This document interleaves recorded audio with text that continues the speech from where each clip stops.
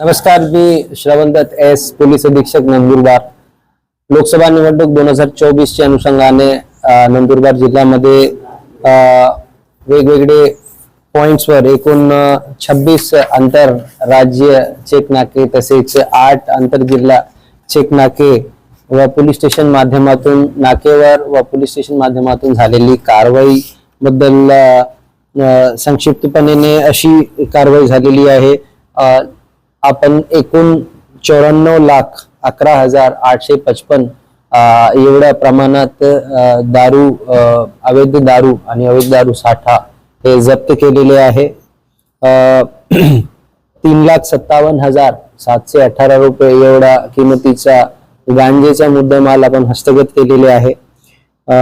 एकूण 20 केस मध्ये 70,30,000 अशी किमतीचा गुटखा जप्त केलेला आहे आणि हे सर्व अवैध साठा करताना वेगवेगळे अवैध व प्रतिबंधित पदार्थ साठा ट्रान्सपोर्ट करताना जे वाहन वापरण्यात आलेले आहे अशी एकूण 64 वाहन आपण जप्त केलेले आहे आणि त्याची किंमत जवळजवळ 1,37,00,000 अशी आहे। एकंदरीत टोटल निवडणूकचे काळमध्ये आपण अवैध दारू, अवैध गुटखा, गांजा व इतर साठाला थांबवण्यासाठी केलेले सीजर्स मध्ये 3,08,59,000 एवढी रक्कमचा मुद्देमाल आपण जप्त केलेला आहे। त्या व्यतिरिक्त आपण सर्व अँटी सोशल एलिमेंट्स आणि जे इलिगल एलिमेंट्स आहे त्यांच्यावर नंदुरबार पोलीस घटकामार्फतून एकूण 3,900 लोकांवर वेगवेगळे कलमांवर प्रतिबंधक कारवाई करण्यात आलेली आहे आणि अजूनही काही लोकांवर कारवाई प्रस्तावित आणि प्रलंबित आहे आणि त्यांच्यावरही निवडणुकीच्या पूर्वी कारवाई होईल।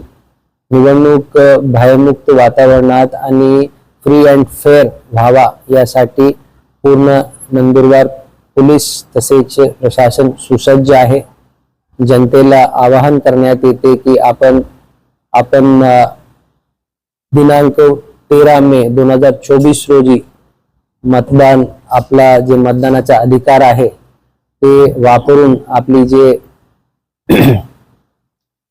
लोकतांत्रिक जबाबदारी आहे आणि राष्ट्रीय कर्तव्य आहे ते बजावण्यात यावा आणि पोलीस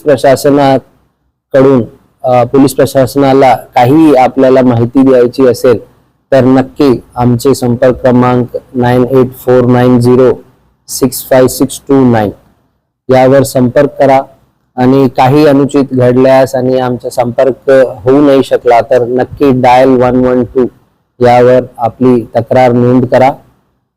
सर्वांना पुन्हा एकदा सर्व जे मतदार नागरिक आहे त्यांना माझा कणकणीत आवाहन आहे, जास्तीत जास्त प्रमाणे आपण मतदान प्रक्रियेमध्ये सामील होऊन आपला जे लोकतांत्रिक पर्व आहे त्यामध्ये सामील व्हावा। धन्यवाद। जय हिंद, जय महाराष्ट्र।